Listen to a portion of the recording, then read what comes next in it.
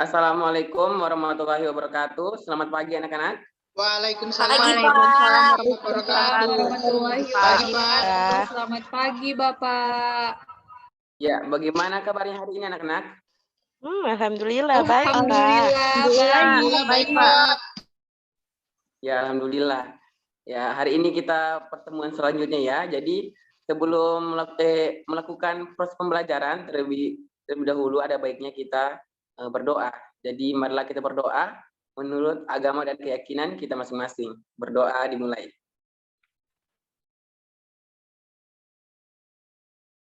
Berdoa selesai.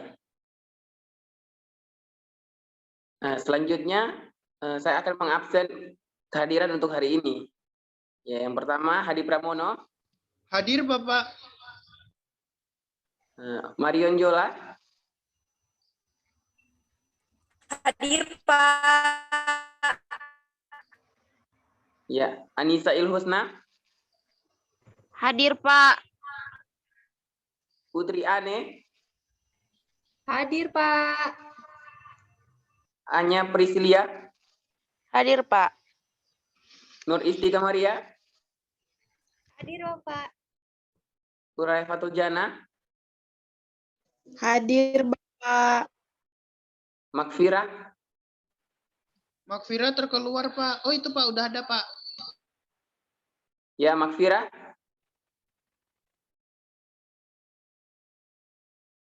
Makfira ada? Ada, Pak. Mungkin jaringannya macet, Pak. Ya, selanjutnya saja Nurul Afika, IA Rifai. Hadir. Sandi Sanjaya. Hadir, Bapak. Iya, baiklah anak-anak. Hari ini kita akan membahas tentang sel. Apa itu sel? Sel merupakan unit terkecil pada makhluk hidup. Selain sebagai unit terkecil, sel juga merupakan unit struktural dan fungsional pada makhluk hidup.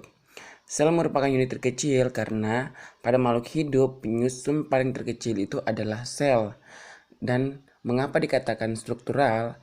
Karena manusia itu atau makhluk hidup itu disusun atas sel-sel, bukan hanya satu sel, melainkan terdiri dari beberapa sel.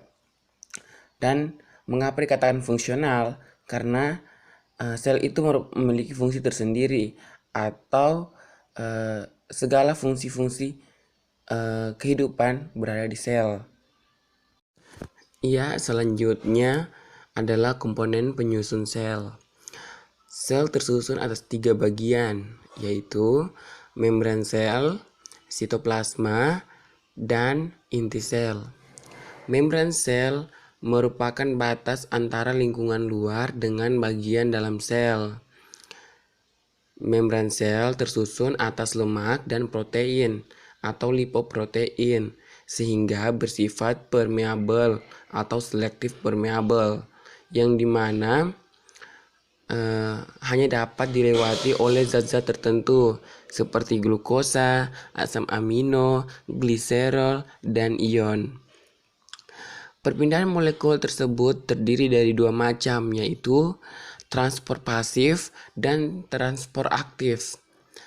Transport pasif adalah perpindahan molekul atau ion tanpa menggunakan energi dan terjadi secara spontan dari konsentrasi tinggi ke rendah.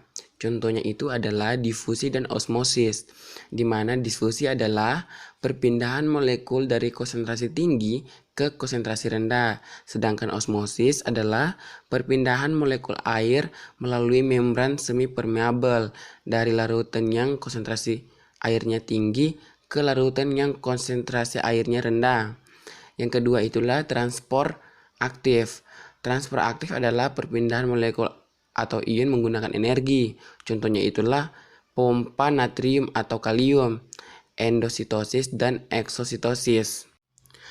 Membran sel berfungsi sebagai reseptor, melindungi isi sel agar tidak keluar dari sel, mengatur molekul dalam keluar masuk sel, proses terjadinya biokimiawi, contohnya itu adalah reaksi oksidasi dan respirasi.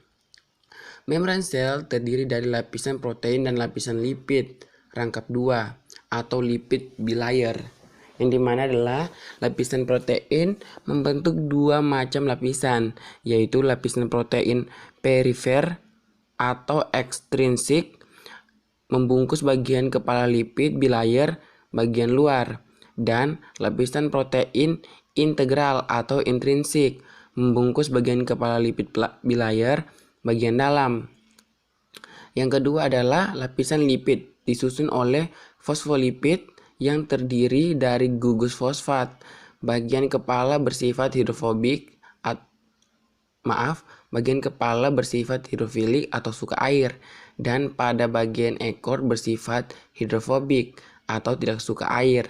Selain fosfolipid, lapisan lipid juga terdiri dari glikolipid mengandung karbohidrat dan sterol mengandung alkohol. Ya anak-anak, selanjutnya adalah sitoplasma. Sitoplasma atau plasma sel adalah cairan kental yang mengisi ruangan antara membran sel dan inti sel.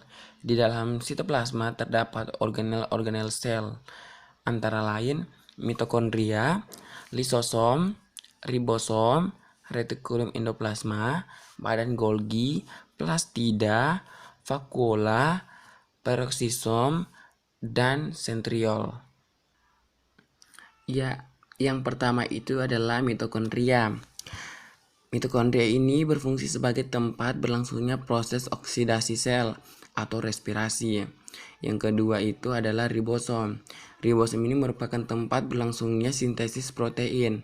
Letaknya ada yang bebas dan ada yang menempel pada retikulum endoplasma. Yang ketiga adalah retikulum endoplasma, merupakan saluran halus yang mengandung ribosom yang berperan dalam transportasi hasil sintesis protein. Retikulum endoplasma yang tidak mengandung ribosom berperan dalam sintesis lemak, kolesterol, dan hormon. Sehingga retikulum endoplasma ini dibagi atas dua. Ada retikulum endoplasma kasar dan retikulum endoplasma halus. Yang keempat adalah lisosom. Lisosom terdapat pada sel hewan yang berfungsi sebagai penghasil enzim pencernaan dan zat kebal. Yang kelima adalah badan Golgi, merupakan organ yang berperan dalam ekskresi. Organ ini terdiri atas tumpukan-tumpukan kantong-kantong pipi yang dikelilingi oleh gelembung-gelembung. Kantong-kantong ini menampung dan mengumpulkan protein atau lipid dari retikulum endoplasma melalui perlengketan gelembung dari retikulum pada dinding kantong badan Golgi yang akhirnya menyatukan cairan di dalamnya. Yang keenam adalah vakuola. Vakuola yang terdapat pada sel tumbuhan berisi zat makanan dan zat hasil metabolisme. Semakin tua umur sel, maka ukuran vakuola semakin besar. Pada beberapa hewan bersel satu ada dua jenis vakuola, yaitu vakuola makanan dan vakuola kontraktil. Selanjutnya yang ketujuh adalah plastida. Plastida berupa butiran-butiran zat warna pada sel tumbuhan. Plastida yang utama adalah kloroplas yang berisi klorofil. Klorofil berfungsi untuk menangkap energi matahari yang digunakan untuk fotosintesis. Yang ke-8 adalah peroksisom. Peroksisom ini di dalamnya terdapat enzim katalase yang berfungsi mengubah hidrogen peroksida atau H2O2 menjadi air dan oksigen. Yang terakhir adalah sentriol atau sentrosoma yang berperan dalam pembelahan sel dengan cara membentuk benang gelendong. Selanjutnya adalah penyusun sel yang ketiga, yaitu nukleus atau inti sel. Nukleus ini berfungsi sebagai pengatur aktivitas sel atau yang mengontrol semua aktivitas sel. Dalam nukleus terdapat benang-benang kromatin. Pada waktu sel membelah, benang-benang ini berubah menebal menjadi kromosom yang merupakan faktor pembawa keturunan gen.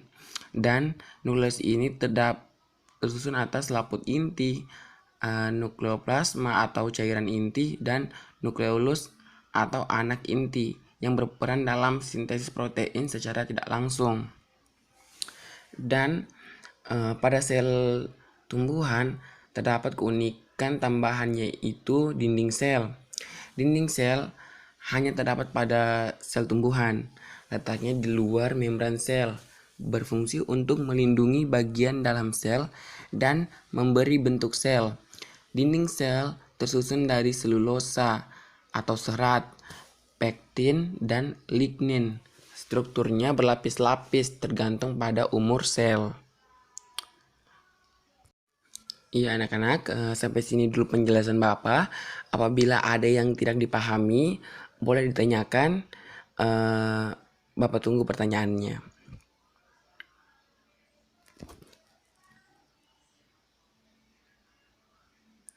Ya, baiklah. Karena tidak ada yang bertanya atau semua paham, jadi Bapak mau bertanya. Coba sebutkan apa saja organel sel. Ya, itu siapa yang bisa jawab? Silakan. Pak. Ya, kepada Anya Priscilia, Bapak silakan. Organel sel terdiri dari mitokondria, ribosom, retikulum endoplasma, lisosom, badan Golgi, vakuola, plastida, peroksisom, dan sentriol. Ya, baiklah, karena semuanya sudah paham, jadi untuk pertemuan selanjutnya Bapak berikan tugas.